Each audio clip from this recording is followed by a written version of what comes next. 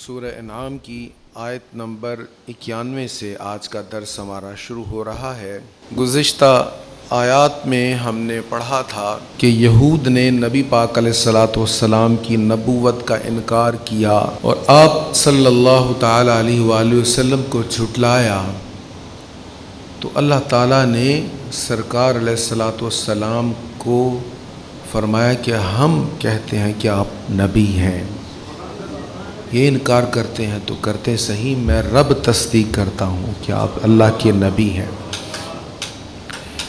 یہاں آیت نمبر 91 میں ارشاد ہے انہی یہود کے متعلق، اور انہوں نے اللہ کی قدر نہ کی جس طرح اس کی قدر کرنے کا حق تھا۔ جب انہوں نے کہا اللہ نے کسی بشر پر کچھ نازل نہیں کیا، آپ کہیے پھر اس کتاب کو کس نے نازل کیا جس کو موسیٰ لائے تھے، اور وہ لوگوں کے لیے نور اور ہدایت تھی؟ تم نے اس کے الگ الگ کاغذ بنا لیے، تم ان کو ظاہر کرتے ہو اور ان میں سے اکثر حصہ کو چھپا لیتے ہو، اور تمہیں وہ علم دیا گیا جس کو نہ تم جانتے تھے اور نہ تمہارے باپ دادا۔ آپ کہیے اللہ ہی نے اس کتاب کو نازل کیا ہے، پھر ان کو ان کی کج بحثی میں کھیلنے کے لیے چھوڑ دیں۔ ایک یہودی تھا، اس کا نام تھا مالک بن سیف۔ اس نے نبی پاک علیہ الصلاۃ والسلام سے بحث مباحثہ کیا۔ سرکار علیہ الصلاۃ والسلام دلائل دے رہے ہیں اور وہ مسلسل انکار کر رہا ہے دلائل کا۔ حضور علیہ الصلاۃ والسلام نے کہا اچھا چلو تورات ہی کھول کر دیکھ لو، تورات میں یہ لکھا ہوا ہے۔ اب کریم آقا تو تورات کا مطالعہ نہیں کرتے تھے، آپ نے تو تورات کو نہیں پڑھا تھا، لیکن وہ پڑھتے تھے، تو اللہ تعالیٰ نے حضور علیہ السلام کو تورات کا علم بھی عطا فرمایا تھا، فرمایا اس کو کھول کر دیکھ لو۔ اب جب اس کے پاس جواب کوئی نہ آیا نا، تو اس نے کہا میں تو مانتا ہی نہیں ہوں کہ اللہ نے کسی پر کوئی کتاب نازل کی ہے۔ یعنی حضور علیہ الصلاۃ والسلام کا انکار کرنے کے لیے اس نے تمام نبیوں پر نازل ہونے والی کتابوں کا انکار کر دیا۔ تب یہ آیت کریمہ نازل ہوئی، اللہ تعالیٰ نے فرمایا اچھا یہ کہتے ہیں کسی نبی پر کچھ نازل نہیں ہوا، تو بھئی جو موسیٰ پر نازل ہوا تھا، وہ جو اللہ نے موسیٰ علیہ السلام پر کتاب نازل کی جس میں ہدایت ہے، جس میں نور ہے، تم تو اس کا بھی انکار کر گئے۔ اچھا اب انہوں نے حضور علیہ الصلاۃ والسلام کے انکار کی وجہ سے، انکار کی خاطر سب نبیوں کی وحی کا انکار کر دیا، تو اللہ نے فرمایا اوے تم نے تو اللہ کی قدر ہی نہیں کی۔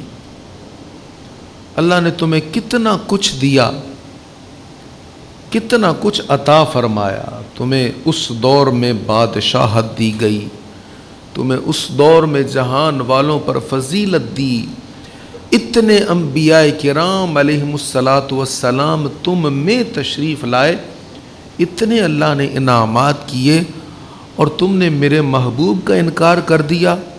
تم پہلے عبادت گزار تھے یا نہ تھے وہ الگ بات ہے، پر محبوب کا انکار کر کے، ان پر اتری ہوئی وحی کا انکار کر کے تم نے اللہ کی قدر نہیں کی۔ اب یہ کہا تو یہود کو گیا ہے، لیکن یہ آیت ہم سب کو جھنجھوڑ رہی ہے کہ کیا تم نے اللہ کی قدر کی؟ اللہ چاہتا تو تمہیں نہ بناتا، اللہ چاہتا تو کوئی پتھر بنا دیتا، مورتی بنا دیتا، درخت بنا دیتا، کتا خنزیر بنا دیتا۔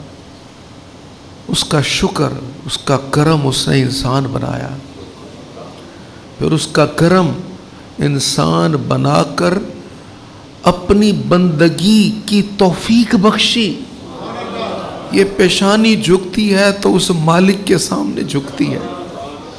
کتنے انسان ہیں جو اپنے ہاتھوں کی بنائی مورتیوں کے سامنے اس مقدس پیشانی کو جھکا رہے ہیں۔ اے بندے شکر کر، یہ تیرا سر جھکتا ہے تو اس رب کے حضور جھکتا ہے۔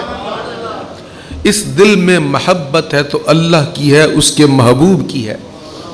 تو فرمایا اللہ تعالیٰ کی قدر کرو، اس کی نعمتوں کی قدر کرو، اس کے انعامات کی قدر کرو۔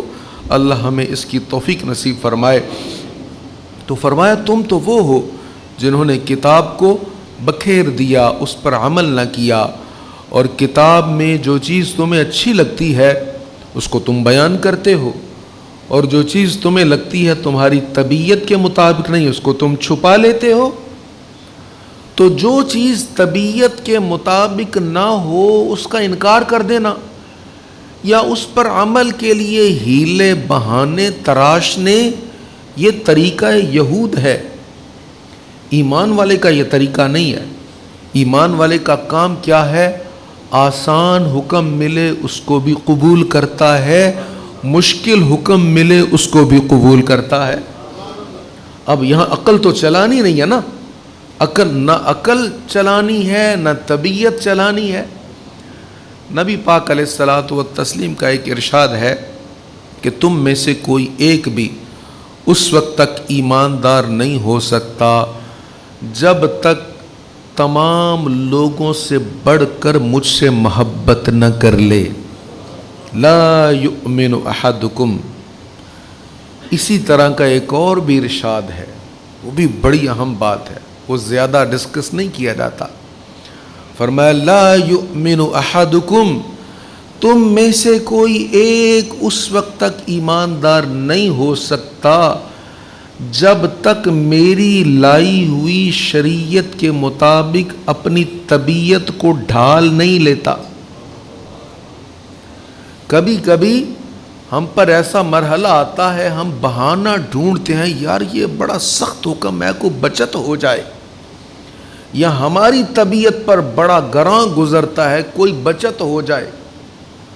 اور جب کہا جائے نا کبھی مسئلہ ایسا ہی ہے تو لوگ کہتے ہیں اجتہاد کا دروازہ تو کھلا ہوا ہے۔ لفظ اجتہاد کا کیا معنی اس کو نہیں جانتے لوگ، لیکن یہ کہہ کر سمجھتے ہیں کہ شاید وارثان ممبر و محراب کے پاس اختیار ہے ہر مسئلے کو وقت کے مطابق بدل دیں۔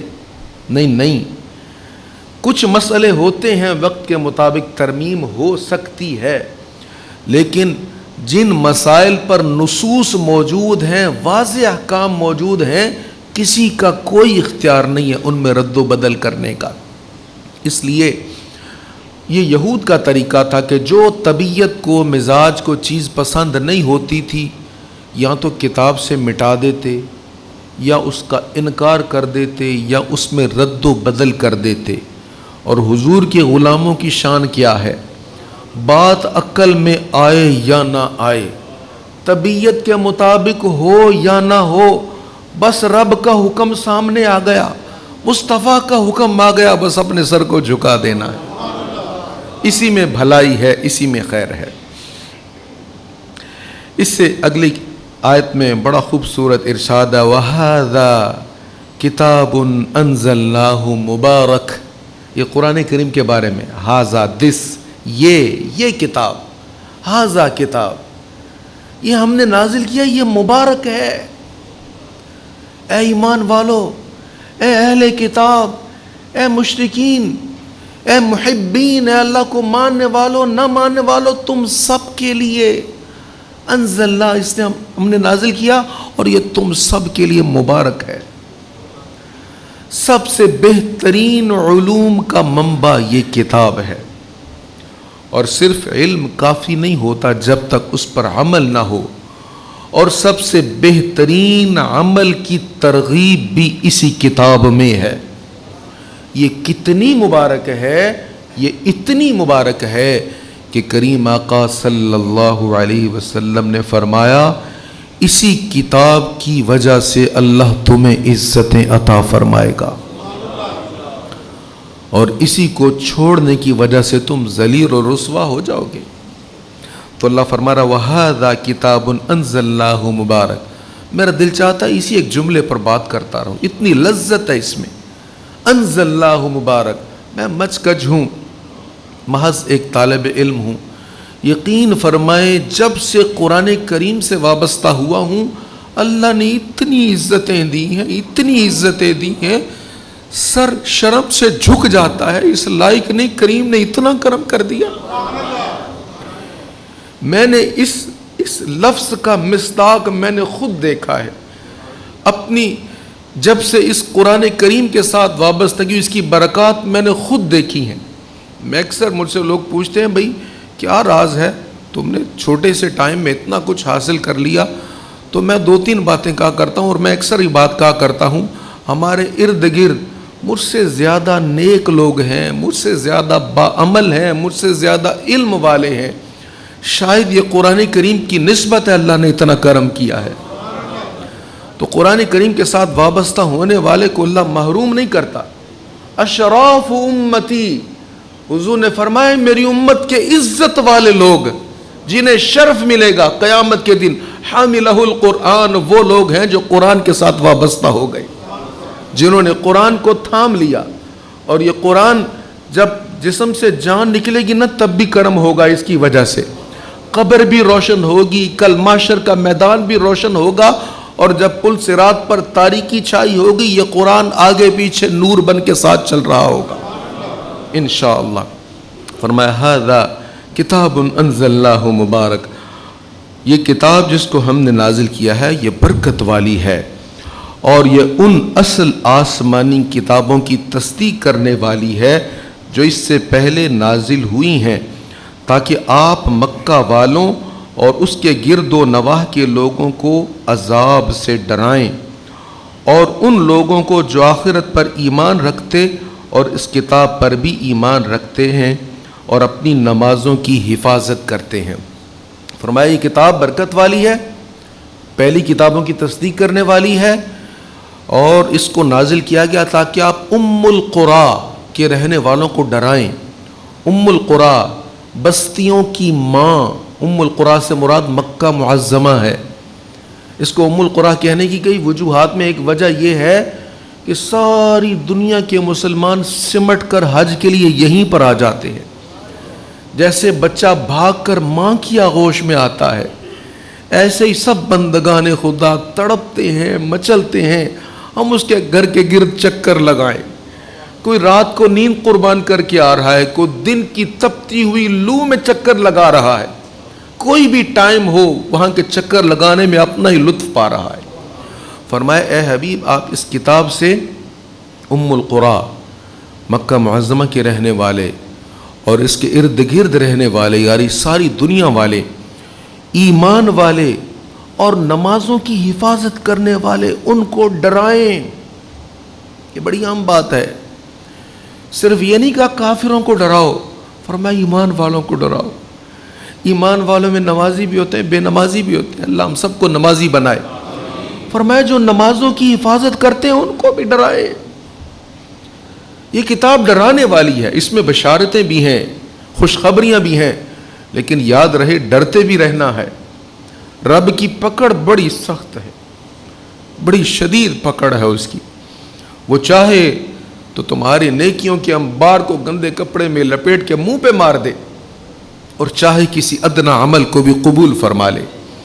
اس لیے جس کو ایمان کی دولت ملی ہے، عمل کی توفیق ملی ہے، نمازوں کی ترغیب اور شوق اور حفاظت ملی ہے، اس کو بھی اللہ کریم سے ڈرتے رہنا چاہیے۔ اس سے آگے مسیلمہ کذاب کے متعلق ہے جس نے نبوت کا دعویٰ کیا تھا، اس کے متعلق ارشاد ہے، اور اس سے بڑا ظالم کون ہوگا جو اللہ پر بہتان لگائے یا کہے کہ میری طرف وحی کی گئی ہے، حالانکہ اس کی طرف بالکل وحی نہیں کی گئی، اور جو یہ کہے کہ میں عن قریب ایسی چیز نازل کروں گا جیسی اللہ نے نازل کی ہے۔ اور اے مخاطب کاش تو وہ منظر دیکھے جب یہ ظالم موت کی سختیوں میں مبتلا ہوں گے اور فرشتے ان کی طرف ہاتھ پھیلائے ہوئے ہوں گے اور کہیں گے اخرجوا انفسکم، نکالو اپنی جانوں کو، اپنی جانیں نکالو۔ فرشتے ہاتھ پھیلا کر کہیں گے نکالو اپنی جانیں۔ آج تمہیں ذلت والے عذاب کی سزا دی جائے گی، کیونکہ تم نے اللہ پر ناحق بہتان تراشے تھے اور تم اس کی آیتوں پر ایمان لانے سے تکبر کرتے تھے۔ مسیلمہ کذاب کا انکار ہے، یہ وہ جھوٹا شخص ہے جس نے نبوت کا دعویٰ کیا تھا۔ سرکار علیہ الصلوۃ والسلام کے وصال شریف سے پہلے اس کا فتنہ ظاہر ہو چکا تھا، اور سیدنا ابو بکر صدیق رضی اللہ تعالیٰ عنہ کے دور میں اس فتنہ کی سرکوبی ہوئی اور جنگ یمامہ ہوئی، جس میں سینکڑوں صحابہ کرام نے جام شہادت نوش کیا اسی ختم نبوت کے مسئلہ کے لیے۔ اور یاد رکھیں، یہ ختم نبوت کا مسئلہ، اس پر عمل کرنا، اس کے لیے اپنا وقت، اپنی جان اور اپنا سب کچھ خرچ کرنا، یہ سنت صحابہ ہے۔ سیدنا ابوبکر صدیق کی سنت ہے، ان کے صحابہ کی سنت ہے، اہل بیت اطہار کی سنت ہے۔ حضور کی پوری حیات طیبہ میں اتنے صحابہ قربان نہیں ہوئے، شہید نہیں ہوئے، جتنے صرف جنگ یمامہ میں شہید ہوئے۔ اس لیے بڑا اہم مسئلہ ہے، اور اس مسئلہ پر آئے روز کوئی نہ کوئی فتنہ تھوڑا تھوڑا سر اٹھاتا ہے۔ چیک کیا جاتا ہے ٹیسٹر لگا کر کہ اب کتنی سپیس بن گئی، کتنی بے رغبتی بن گئی لوگوں کی اس مسئلے میں، تو بار بار اس کو چیک کیا جاتا ہے۔ اور ہماری حضور کے غلاموں کی یہ ذمہ داری ہے کہ حضور کی ختم نبوت پر پہرا دیتے رہیں۔ اللہ ہمیں اس کی توفیق عطا فرمائے۔ تو اللہ فرما رہا ہے پھر یہ کفار کی جب جان نکالی جائے گی، آسانی سے جان نہیں نکلے گی، سختی سے جان نکلے گی۔ فرشتے کہیں گے نکالو اپنی جانیں، اس کا مطلب کیا ہے؟ اب وہ خود تو نہیں کوئی اپنی جان نکال کر دے سکتا۔ فرشتوں کے کہنے کا مطلب یہ ہوگا کہ اب جان تمہاری سوکھی نہیں نکلے گی، آسانی سے نہیں نکلے گی، آسانی سے نکال سکتے ہو تو نکالو، تمہیں تڑپا تڑپا کے مارا جائے گا، پنڈلی پنڈلی سے لپٹ جائے گی۔ اس لیے حضور علیہ الصلوۃ والسلام نے یہ پسند کیا ہے کہ یہ دعا مانگی جائے، اللہ تعالیٰ اچھی خیر والی ایمان والی موت دے۔ جب یہ دعا مانگے تو لوگ کہتے ہیں جی ابھی تو زندہ ہیں، زندگی کی دعا کریں۔ ہاں ہاں، خیر والی لمبی زندگی کی ہی دعا کرو، لیکن بالآخر ایک نہ ایک دن جانا تو ہے نا۔ اس لیے اپنی دعاؤں میں یہ دعا بھی مانگتے رہیں کہ یا اللہ جب بھی موت آئے، خیر والی آسان اور ایمان والی موت آئے۔ اس سے آگے ارشاد ہے، اور بے شک تم ہمارے پاس اسی طرح تنہا آئے ہو جس طرح ہم نے تمہیں پہلی مرتبہ تنہا پیدا کیا تھا۔ اے انسان، زندگی بھر جو مرضی کما لے سب یہیں رہ جانا ہے، وہاں اللہ کی بارگاہ میں تنہا جانا ہے، وہاں کچھ جائے گا تو اچھا عمل ساتھ جائے گا۔ بے شک تم ہمارے پاس اسی طرح تنہا آئے ہو جس طرح ہم نے تمہیں پہلی مرتبہ تنہا پیدا کیا تھا، اور جو کچھ ہم نے تمہیں دیا تھا وہ سب تم اپنے پیچھے چھوڑ آئے ہو۔ اب مشرکین کے متعلق جو بتوں سے امیدیں لگاتے تھے، جو یہ سمجھتے تھے کہ بت ہمیں بچا لیں گے، ان کے متعلق کہا جا رہا ہے، اور ہم تمہارے ساتھ تمہارے ان سفارشیوں کو بھی نہیں دیکھ رہے جن کے متعلق تم یہ گھمنڈ کرتے تھے کہ وہ تمہارے کاموں میں ہمارے شریک ہیں۔ بے شک تمہارا باہمی تعلق ٹوٹ گیا، اور جن پر تم گھمنڈ کرتے تھے وہ تم سے جاتے رہے۔ اسی کے ساتھ یہ رکوع ختم ہوتا ہے۔ اللہ تعالی ہمیں قرآن مجید پر عمل کرنا نصیب فرمائے۔ وآخر دعوایا ان الحمد للہ رب العالمین۔